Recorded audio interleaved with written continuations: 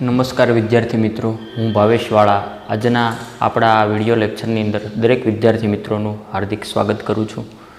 વિષય biology chapter 8 કોષ જીવનનો એકમ. આજનો જે ટોપિક છે કોષ દિવાલ. કોષ એટલે સેલ ને દિવાલ એટલે હોલ, જેને ઇંગ્લિશમાં સેલ હોલ તરીકે પણ ઓળખી શકાય. કોષ દિવાલ. આગળના લેક્ચરની અંદર આપણે કોષરસ પટલનો વિસ્તૃતમાં અભ્યાસ કરેલો, બરાબર. આકૃતિ 6 એટલે કે કોષરસ પટલ છે. એટલે કે જો થોડુંક એનું રિવિઝન આપણે જોઈએ, ક્વિક રિવિઝન, તો કે કોષરસ પટલમાં ઘણા બધા વૈજ્ઞાનિકોએ કામ કરેલું. માઇક્રોસ્કોપ, સાદા માઇક્રોસ્કોપની અંદર અવલોકન કરતાં 1950ની અંદર કે 1950 પછી ઇલેક્ટ્રોન માઇક્રોસ્કોપની શોધ થઈ. અને ત્યારબાદ જે કોષરસ્તર રિલેટેડ બધાય એક્સપેરિમેન્ટ થયા બધાય, કે મનુષ્યના રક્તકણના જે કોષરસ સ્તરની અંદર એવું સાબિત થયું કે તેમાં પ્રોટીન અને લિપિડ હોય, પણ કેટલા હોય એ પણ આપણે ટકાવારી યાદ રાખી હતી કે રક્તકણ આરબીસીની અંદર 52% પ્રોટીન, જ્યારે 40% લિપિડ. અને તેના માટે કોષરસ પટલ માટે એક ફ્લુઇડ મોઝેક મોડેલ જે આપવામાં આવેલું 1972માં, જે સિંગર અને નિકોલસન નામના વૈજ્ઞાનિકે આપેલું, બરાબર, જે 21મી સદીમાં પણ તે આધુનિક મોડેલ તરીકે વર્તી શકે. એટલે કે કોષરસ પટલની સંકલ્પના આપેલી. ત્યારબાદ બે પ્રકારના જોયા હતા આપણે, કે પરિઘીયવર્તીય પ્રોટીન, અંતર્ગત પ્રોટીન. પરિઘીય બહારની તરફ હોય, અંતર્ગત અંદરની તરફ હતા. ત્યારબાદ નેક્સ્ટ મુદ્દો કે લિપિડની અર્ધતરલ પ્રકૃતિના કારણે, બરાબર, કે તેની અંદર પ્રોટીન ગતિ કરી શકે, અને જેના કાર્યો જોયા હતા આપણે કોષરસ સ્તરના, એટલે કે કોષરસ પટલ જે કહેવાય બે એક જ થયું, કે કોષરસ પટલના કાર્યો જોયા હતા. તો કે કોષની વૃદ્ધિ પામવું, નેક્સ્ટ તો કે સ્ત્રાવ થવો, આંતરકોષીય જોડાણ કે અંતકોષીય ભક્ષણ વગેરે આવા કાર્યો હતા. પણ ખાસ મહત્ત્વનું કાર્ય પણ આપણે યાદ રાખ્યું હતું કે અણુઓનું વહન, પટલમાંથી આરપાર અણુઓનું વહન માટે જવાબદાર હતા. તેમાં જો શક્તિ વગર થતું હોય તો તેને આપણે નિષ્ક્રિય વહન કીધું હતું, જે વધુ સાંદ્રતામાંથી ઓછી સાંદ્રતા તરફ ગતિ કરી જાય, જેમાં કોઈ શક્તિની આવશ્યકતા હતી નહીં. એટલે કે આવું નિષ્ક્રિય વહન, દાખલા તરીકે પાણી પણ આ જ રીતે વહન પામે, એટલે કે વધુ સાંદ્રતામાંથી ઓછી સાંદ્રતા તરફ વહન પામે, જેને આપણે વૈજ્ઞાનિક રીતે આશ્રુતિ એવો શબ્દ નામ આપેલો. ત્યારબાદ સાનુકૂલિત પ્રસરણ જોયું હતું કે કેટલાક ધ્રુવીય અણુઓ હોય જે પટલમાંથી આરપાર પસાર થઈ શકતા નથી, કોઈ પ્રોટીનની મદદથી વહન થાય, એટલે કે વાહક પ્રોટીનની મદદથી પટલમાં આરપાર જઈ શકે, જેને સાનુકૂલિત પ્રસરણ એવું નામ આપેલું. અને છેલ્લે સક્રિય વહન, કે સંકેન્દ્રણ ઢોળાંશ વિરુદ્ધ, બરાબર, ઢાળનું ઉદાહરણ આપેલું, કે એની વિરુદ્ધ આયનોનું જે વહન થવા માટે શક્તિ પી, એડિનોસાઇન ટ્રાઇફોસ્ફેટ જરૂરી હતી. અને એના પણ બે ઉદાહરણ જોયા હતા સક્રિય વહનની અંદર, Na+ અને K+, એટલે કે સોડિયમ પોટેશિયમ પંપનું ઉદાહરણ જોયું હતું. આજનો આપણો ટોપિક છે કોષ દિવાલ. કોષ દિવાલ, બરાબર, જે દરેક જાણો જ છો. ડિટેલમાં આપણે ચર્ચા કરીએ કે ફૂગ અને વનસ્પતિના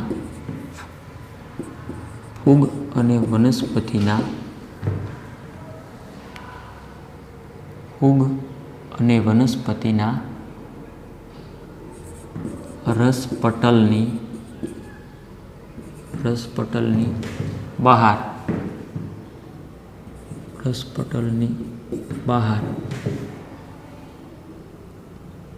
બહારની રચના, જેને વિદ્યાર્થી મિત્રો કોષ દિવાલ કહીશું. કોષ દિવાલ જોઈએ શું કહેવા માંગે, તો કે ફૂગ અને વનસ્પતિના રસપટલની બહારની જે રચના જોઈ શકાય તેને વિદ્યાર્થી મિત્રો કોષ દિવાલ આવું નામ આપી શકાય, બરોબર. કોષ દિવાલ.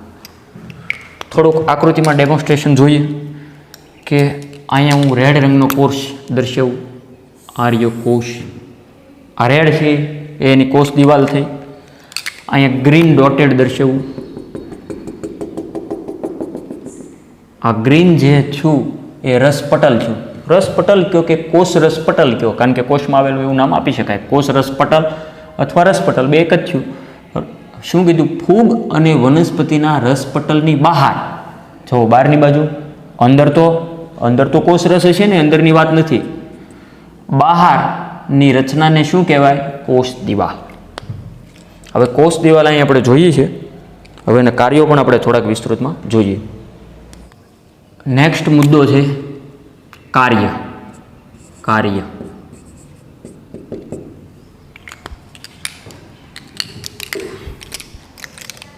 અહીંયા તમે એક યાદ રાખેલું છે અને ખાસ યાદ રાખવાનું છે, ફૂગ અને વનસ્પતિના રસપટલની બહાર નિર્જીવ રચના. બરોબર, આ શબ્દ આપણા માટે વધારે ઇમ્પોર્ટન્ટ છે, નિર્જીવ.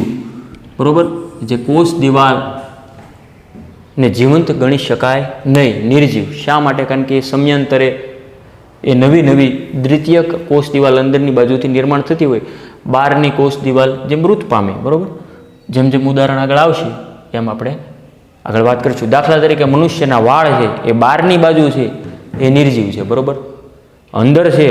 બરોબર, આમ વાળ દો એને ખેંચવામાં આવે તો પાછું એનો પેન દુખાવો થાય. એવી રીતના નખ. બરોબર, બહાર છે એ નિર્જીવ છે, અંદર છે એ પાછા સજીવ છે. એ રીતના યાદ રાખવાનું. ફૂગ અને વનસ્પતિના રસપટલની બહાર નિર્જીવ જે રચના જોવા મળે તેને વિદ્યાર્થી મિત્રો કોષ દિવાલ કહેવાય. અને કોષ દિવાલના કાર્ય તો કે અગાઉ આપણે એવું આવી ગયું કે કોષને આકાર આપે.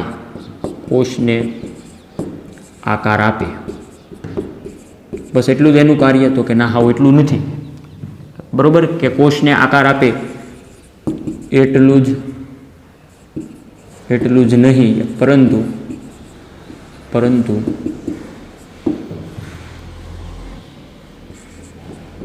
કોષને યાંત્રિક નુકસાન અને ચેપ સામે રક્ષણ આપે છે. કે કોષનું કાર્ય તો કે કોષને આકાર આપે, એ તો જોયું. આકાર તો આપે જ છે. બરોબર, કોષનો આકાર નિશ્ચિત થવા માટે કોષ દિવાલ હોવી જરૂરી છે. એટલું જ નહીં, ખાલી એટલું કાર્ય નથી કે કોષને યાંત્રિક નુકસાન ન થાય. બરોબર, કોષો એકબીજાની જે પાછો ગોઠવાયેલા હોય, બરોબર, એકબીજાને કંઈ ડેમેજ ન કરી શકે, તે પણ કોષનું કાર્ય છે. અને એકબીજાને ચેપ ન લાગે, ચેપ સામે રક્ષણ આપે. દાખલા તરીકે મનુષ્યમાં કેન્સર નામનો રોગ થાય. બરોબર, જે કાર્સિનોજન સેલ્સ એવું કહી શકાય, જે ડેમેજ થયેલા કોષો. તો કે દાખલા તરીકે કોઈ શરીરના કોઈ ભાગની અંદર કેન્સર થયું, અસામાન્ય વૃદ્ધિ થઈ, તો એ આગળ ફેલાય નહીં એ માટે પણ કોષ દિવાલ એના માટે જવાબદાર હોય. બરોબર, આ તો ખાલી મેં ઉદાહરણ સમજાવ્યું, કારણ કે જો કે પ્રાણીની અંદર કોષ દિવાલ હોતી નથી, એ ખાસ યાદ રાખજો. નેક્સ્ટ એનું આપણે કાર્ય જોયું. હવે આપણે થોડીક લીલની મારે વાત કરવી. લીલની કોષ દિવાલ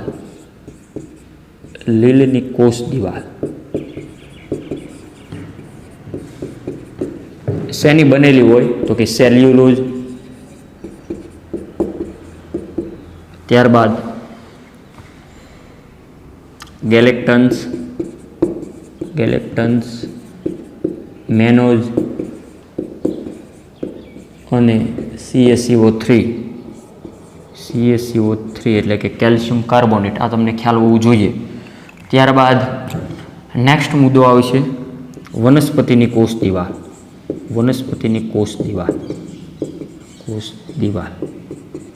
વનસ્પતિની કોષ દિવાલ આપણે અગાઉ પ્રાઇમરીમાં અને સેકન્ડરીમાં જોઈ ગયા કે વનસ્પતિની કોષ દિવાલ સેલ્યુલોઝની બનેલી હોય. સેલ્યુલોઝ તો હોય જ. અહીંયા ઉપરાંત તમારે યાદ રાખવાનું છે હેમિસેલ્યુલોઝ.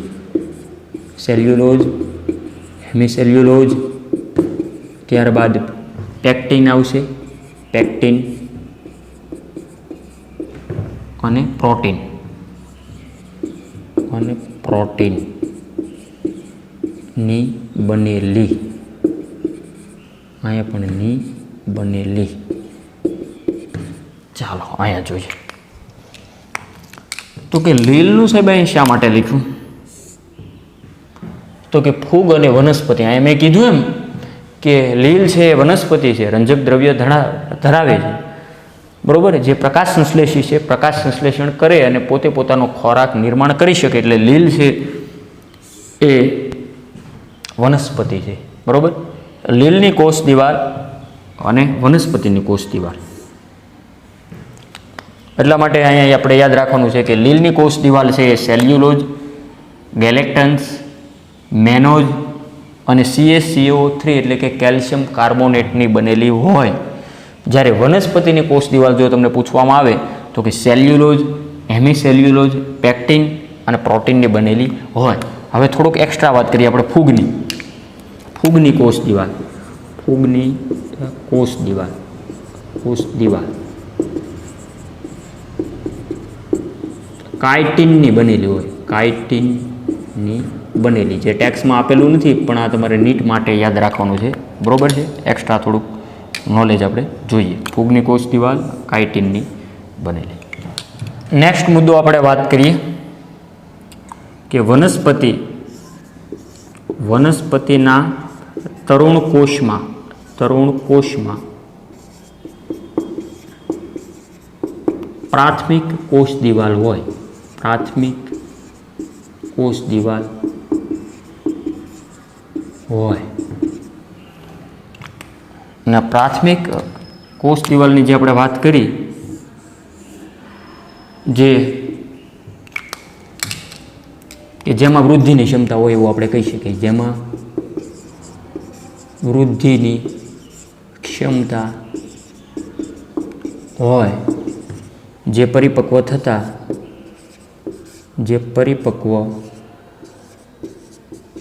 થતા ક્ષય પામે અને આના પરિણામે અંદર દ્વિતીયક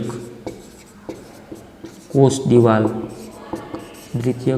દિવાલનું નિર્માણ થાય. આ બધું શું કહેવા માંગે એ જોઈએ આપણે, બરાબર. આ બધું આને રિલેટેડ જ મેં લખ્યું એટલે યારો નીચે દર્શાવો. તો કે વનસ્પતિના તરુણ કોષ એટલે કે બાળ વનસ્પતિ, બરાબર, જે તાજો કોષ, રોપા સ્વરૂપની વનસ્પતિ છે. આવી વનસ્પતિનો જે કોષ, જે તરુણ કોષ, બરાબર. દાખલા તરીકે નાનો છોડ જે ઉગીને ઊભો થયો હોય આવો છોડ, બરાબર. મોટું ઘટાદાર વૃક્ષ છે એની વાત નથી કરતો. જે તરુણ છોડ, બરાબર, નવો અંકુરિત થયેલો હોય બીજમાંથી, બરાબર, જે થોડાક જ દિવસો પહેલાં જેનું સર્જન થયું હોય આવો છોડ, એ વનસ્પતિનો તરુણ કોષ કહેવાય. આપણામાં કેમ તરુણાવસ્થા આવે, બરાબર, અંદાજે 12 થી 18 વર્ષનો ગાળો અને તરુણાવસ્થા કહીએ. કે વનસ્પતિના તરુણ કોષમાં પ્રાથમિક કોષ દિવાલ હોય, બરાબર. અહીંયા દાખલા તરીકે આ વનસ્પતિનો કોષ છે એવું માની જ લો કે મિડલમાં કોષ કેન્દ્ર છે એવું પણ આપણે માની જ લીધું છે, બરાબર. સુવિકસિત છે. આ બધા સુકોષ કેન્દ્રીયની જ વાત છે, આદિકોષ કેન્દ્રિત. હવે તો અહીંયા આવતું નથી ક્યાંય, બરાબર. હવે જે આપણે જે કાંઈ અંગિકાની વાત કરીએ છીએ એ બધી સુકોષ કેન્દ્રીય કોષની અંદર જ આવે છે. આ બહારની કોષ દિવાલ રેડ માર્કરથી દર્શાવી, બરાબર. એવું ધારી લો કે આ વનસ્પતિનો તરુણ કોષ છે, એમાં પ્રાથમિક કોષ દિવાલ હોય. પ્રાથમિક કોષ દિવાલ એટલે સતત એ વૃદ્ધિ પામતી હોય, કે જેમાં વૃદ્ધિની ક્ષમતા હોય. જે પરિપક્વ થતા એટલે જે ઘરડી થાય ત્યારે એ ક્ષય પામે, એટલે કે એનું પતન થાય, મૃત્યુ પામે, ટૂંકમાં ક્ષય. એનાથી વિરુદ્ધાર્થી અક્ષય, બરાબર, જે ક્યારેય નાશ ન પામે તેવું. અને અંદરની બાજુ દ્વિતીય કોષ દિવાલનું નિર્માણ થાય. એટલે કે આ વિદ્યાર્થી મિત્રો એમ કહેવા માગે કે તરુણ વનસ્પતિમાં તમે જોયું કે એની ચાલ ટૂંકમાં લીલા રંગની વ્યવસ્થિત હશે, બરાબર. જેનો જે કોમળ ડાળી તમે જોવો તો વ્યવસ્થિત જેનો ડેવલપ થયેલો હોય આવી વનસ્પતિમાં લીલી કોષ દિવાલ ચાલ જોવા મળે, આપણી ભાષામાં કહું તો. જ્યારે જેમ જેમ વનસ્પતિ ઘરડી થાય એમ ચાલ એની, બરાબર, જેનું પ્રકાંડ એનું ઘેરાય તો એ ચાલ ઘરડી થાય. અમુક સમયે જે ખરી પડશે ફરી પાછી નવી ચાલ આવે, આવું કંઈક કહેવા માગે. અંદર દ્વિતીય કોષ દિવાલનું નિર્માણ થાય. અહીંયા આપણે થોડુંક વિસ્તૃતમાં જોઈએ કે અહીંયા હું કોષ દર્શાવું. આ દાખલા તરીકે મેં અહીંયા કોષ દર્શાવ્યું. હા, રેડી. આ બારની છે એને તમે શું કીધું? કોષ દિવાલ નામ આપ્યું જ છે કે નહીં? આપેલું જ છે ભાઈ, કોષ દિવાલ. ત્યારબાદ અંદરની બાજુ જે બીજી છે એને આપણે જે વાત કરી અહીંયા ગ્રીન માર્કરથી દર્શાવું. અંદરની બાજુ જે નિર્માણ થાય જેને તમે શું કીધું? દ્વિતીય કોષ દિવાલ. દ્વિતીયક કોષ દિવાલ. આમાં કાંઈ વાંધો છે તમને ભાઈ?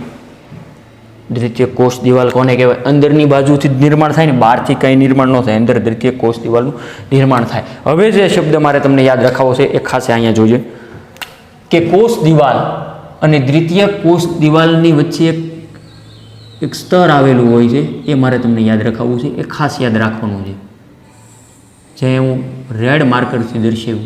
બરાબર? આ બંનેની મધ્યમાં છે. યસ, આપણે એનું નામકરણ જ આપી દઈએ, એના ફૈબા બની જાય ઘડી. મધ્યપટલ. મધ્યપટલ. મધ્યપટલની થોડીક વાત કરવી કે મધ્યપટલ શેનું બનેલું હોય? તો કે કેલ્શિયમ પેક્ટેટનું. કેલ્શિયમ પેક્ટેટનું બનેલું સ્તર છે.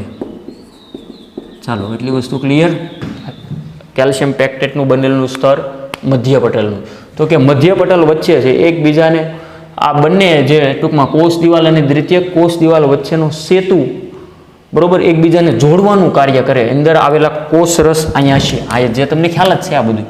અંદર કોષ રસ હોય, કોષ રસ કે તંતુ હોય. આ ખાલી ડેમોન્સ્ટ્રેશન પૂરતો એક કોષ દર્શાવ્યો. જો કે કોષ તો ઘણા ભાઈ બાજુમાં જ હોય બધે. બરોબર? સઘન ગોઠવણી, શિથિલ ગોઠવણી, આવું તમારે વિસ્તૃતમાં આગળ આવશે જેમ ભણશો એમ. બરોબર? આ રીતના કોષ તો એકબીજાની પાસે તો છે જ તે.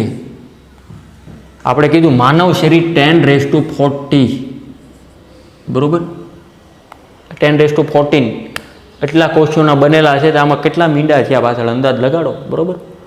લાખો કરોડોની સંખ્યામાં થયા. તો આ મધ્યપટલ જે કેલ્શિયમ પેક્ટેટનું બનેલું છે, આ મધ્યપટલનું કાર્ય શું છે એની આપણે થોડીક વાત કરીએ. એનું કાર્ય, મધ્યપટલનું કાર્ય. મધ્યપટલનું કાર્ય તો જે આજુબાજુના કોષોને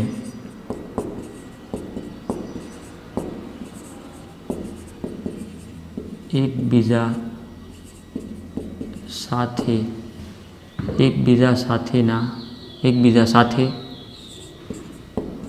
સંપર્કમાં રાખે અને જકડી રાખે. આ એનું કાર્ય છે. ખાસ યાદ રાખવા જેવું છે. શું જોયું આપણે કાર્યમાં? તો કે જે આજુબાજુના કોષો, બરોબર, દાખલા તરીકે હું આ કોષની વાત કરું, આખું રેડ દર્શાવું કે જે આજુબાજુના કોષો, જો એને આજુબાજુ ઘણા બધા કોષો છે એવું માની લો કે જે આજુબાજુના કોષોને એકબીજા સાથે સંપર્કમાં લાવે કે ભાઈ અહીંયા આવો. બરોબર? જુદા જુદા કોષોમાં ભાઈ એકબીજા કોષો તો સંપર્કમાં તો હોય જ ને. અહીંયા આપણે શેની વાત કરીએ એ ખાસ મગજમાં રહેવું જોઈએ. ફૂગ અને વનસ્પતિની સાપેક્ષે જ બધી વાત થાય.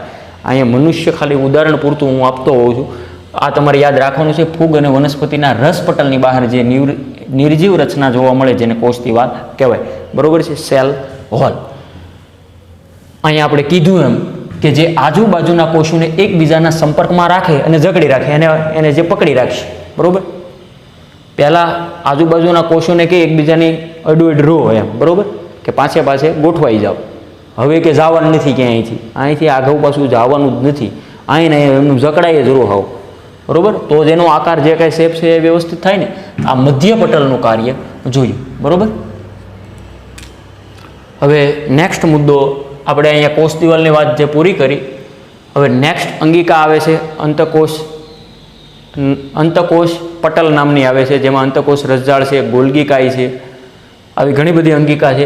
પણ હું અહીંયા એક નાની અંગિકા લઉં, વચ્ચેથી આપણે લઈએ. બરોબર? આગળનો જે ટોપિક છે આના પછી નેક્સ્ટ લેક્ચરની અંદર જે આવશે, આપણે આગળના 1-2 પેજ વટીને આગળની જે એક અંગિકા છે નાની એવી અને રસપ્રદ, એ એક લઈ લઈએ જેનું નામ છે રસધાની.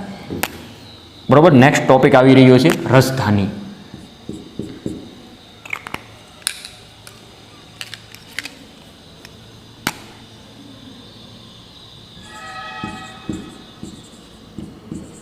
રસધાની.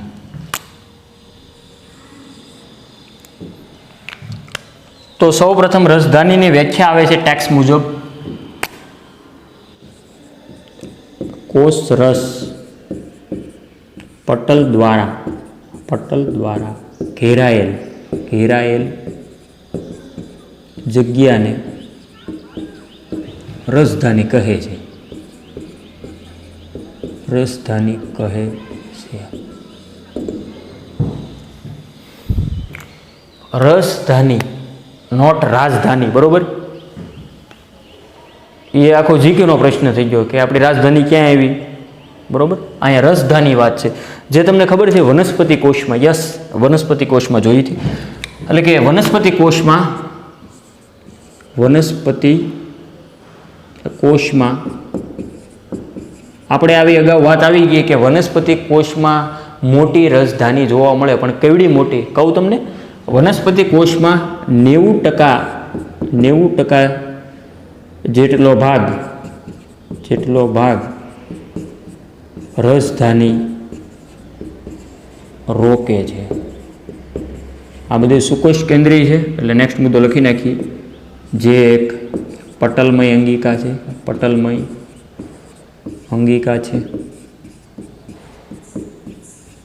અહીં જોયું ને ભાઈ તમે કેટલી મોટી છે કે કોષ છે એનો 90% ભાગ તો રસધાની જ ખાલી રોકી નાખે. બાકીના 10% ભાગની અંદર જે કાંઈ વનસ્પતિ કોષની બાકીની જે અંગિકા હતી, કણાભસૂત્ર, ગોલ્ગીકાય, સૂક્ષ્મકાય, જે કાંઈ અંદર આવતું હોય રસ, એમાં કોષ રસ, રિબોઝોમ્સ, એ બધી અંગિકા વધારાની એ બધી 10% ભાગમાં, જ્યારે 90% ભાગની અંદર રસધાની તે રોકે છે. બરોબર, રસધાની કોને કહેવાય આપણે આગળના લેક્ચરમાં જોયું. દાખલા તરીકે પાણીની ભરેલી કોથળી, આવી કંઈક રચના હોય જે પોલી, બરોબર, જેને રસધાની કહેવાય. નેક્સ્ટ મુદ્દો કે તેના એટલે કોના? રસધાનીના. તેના બાહ્ય આવરણને ટોનોપ્લાસ્ટ કહેવાય. શું કહેવાય?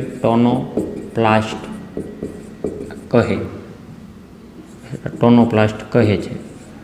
બાહ્ય આવરણ એટલે વિદ્યાર્થી મિત્રો બીજું કાંઈ નહીં, જે અગાઉ તમે શીખી ગયા એ રસધાની પટલ જ છે.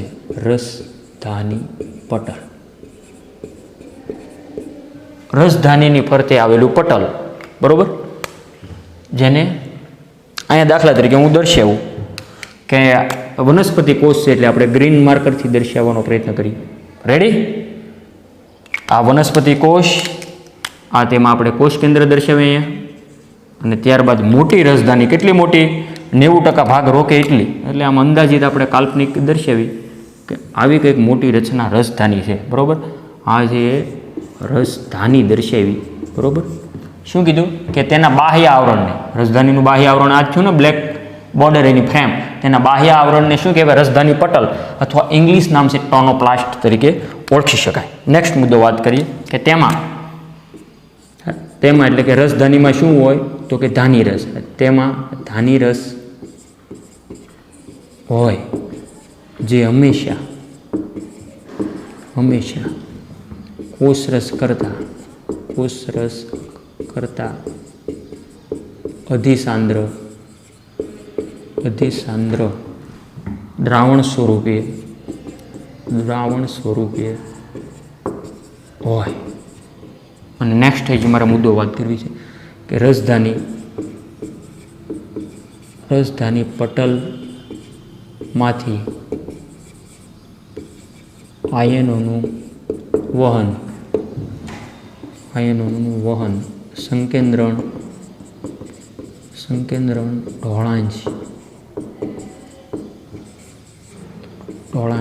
વિરુદ્ધ દિશામાં થાય છે. જોઈએ અહીંયા શું કહેવા માંગે કે રસધાનીમાં શું હોય તો કે ધાની રસ.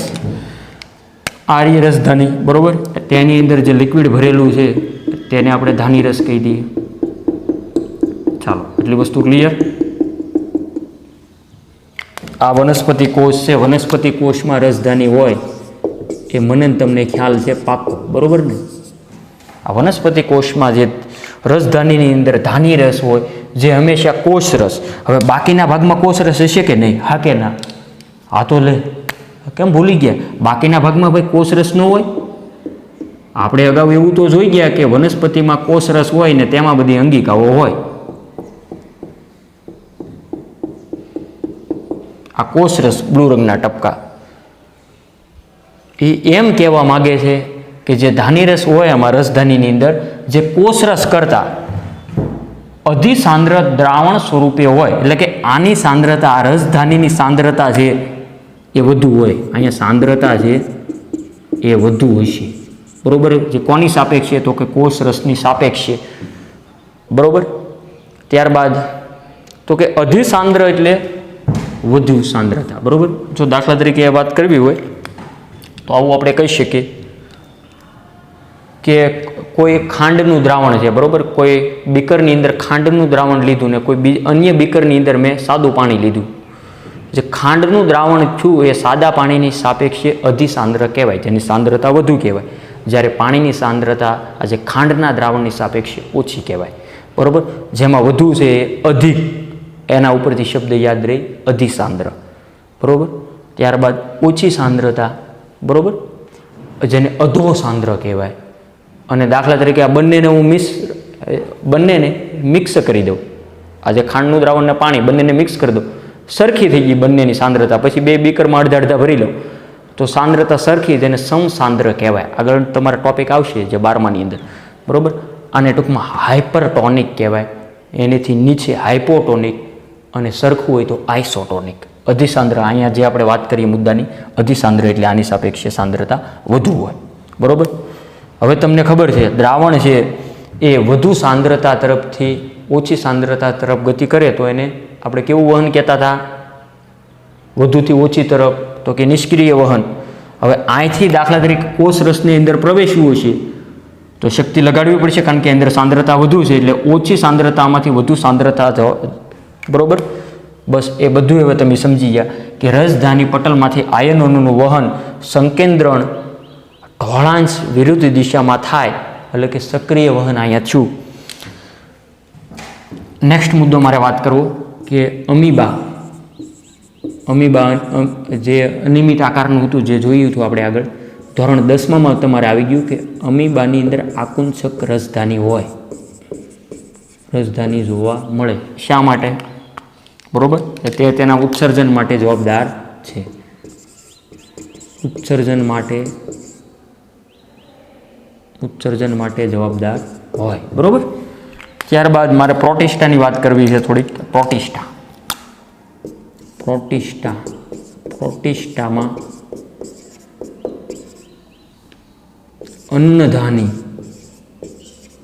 અન્નધાની નિર્માણ પામે, બરોબર.